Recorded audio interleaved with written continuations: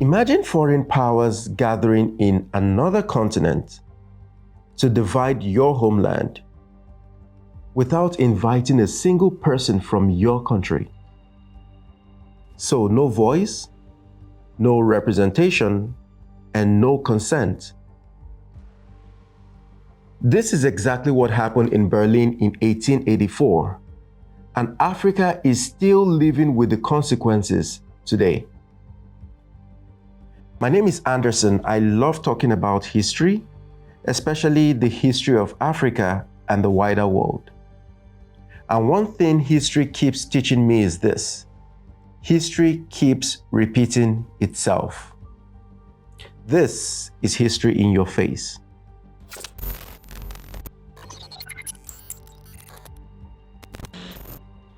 By the 1880s, European competition in Africa was becoming dangerous. Britain wanted territory, Germany wanted territory, France wanted territory, and European powers feared they might eventually go to war with one another over Africa. So Germany's leader, a man called Otto von Bismarck, organized a conference in Berlin in 1884. The countries represented were Britain, France, Germany, Belgium, Portugal, Italy, and Spain. But not a single African leader was invited. Think about that carefully. Foreign nations gather in Europe to decide Africa's future as if Africa belonged to them.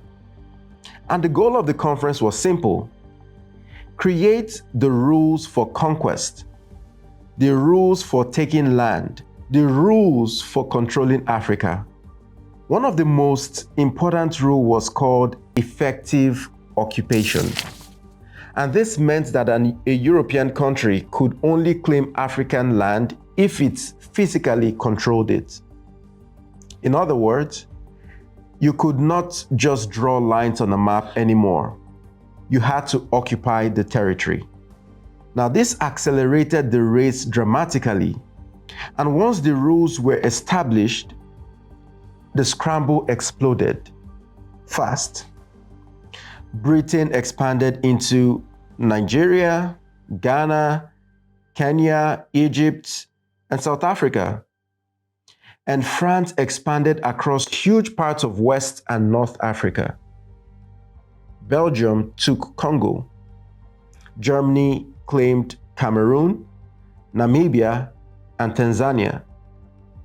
Portugal controlled Angola, Mozambique, and Italy attempted expansion into Libya, Somalia, and Ethiopia. Within just a few decades, almost the entire African continent had been colonized. Imagine that, an entire continent divided among foreign powers. But one of the biggest problems was not just colonization itself. It was how Africa was divided. Because the borders were not drawn based on African realities. They were drawn based on European interest. European powers used rulers and maps to draw Africa. But they ignored ethnic groups, languages, cultures, religions, and even the existing kingdoms. So entire communities were split apart. Groups that had lived together for centuries became separated, and rival groups were forced into the same colonies.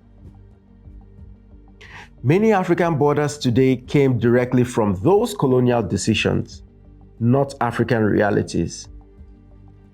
And many modern conflicts across Africa can be traced back to these artificial borders. So history did not stop in Berlin. The consequences continues long after.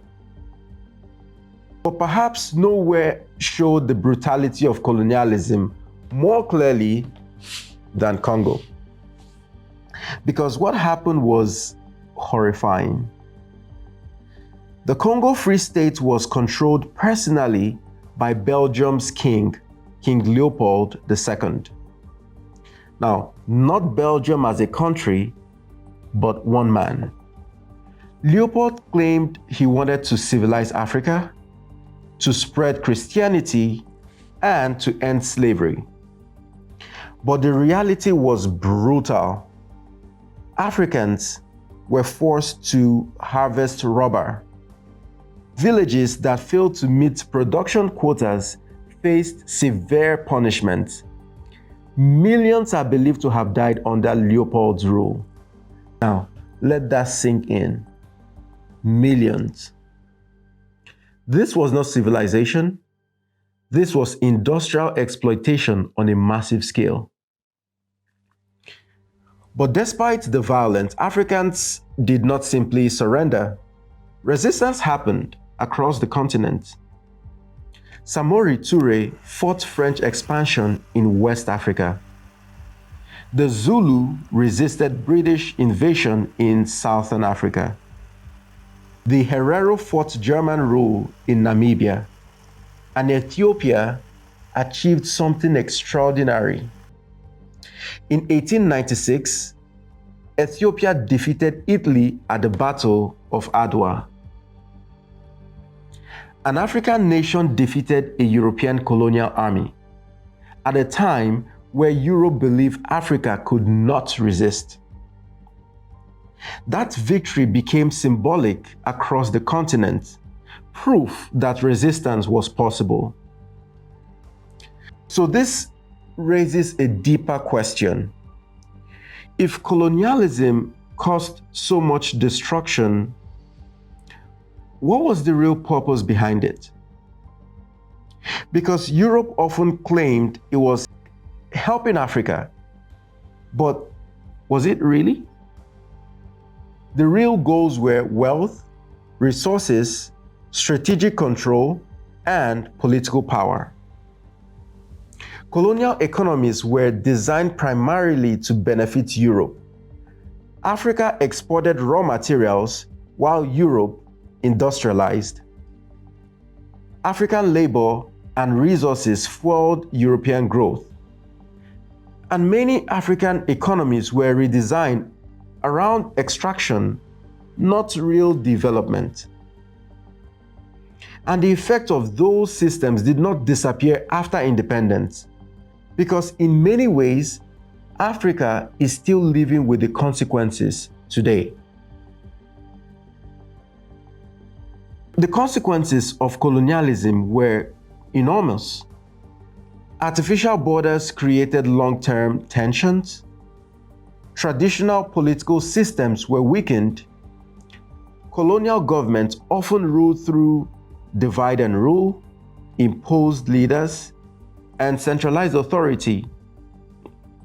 African economies became heavily dependent on exporting raw materials. And many modern political and economic problems can be traced back to these same structures. This is one of the reasons many historians say the scramble for Africa never really ended. It simply evolved. The scramble for Africa officially ended long ago. The colonial flags eventually came down, but many people believe the system itself never truly disappeared. And that brings us to today. Because in part 3, we explore the idea of the new scramble for Africa, a new global competition involving China, the United States, Europe, Russia, and other world powers. And we ask one major question. Is Africa truly free from the systems created in 1885? Or has the competition simply changed form?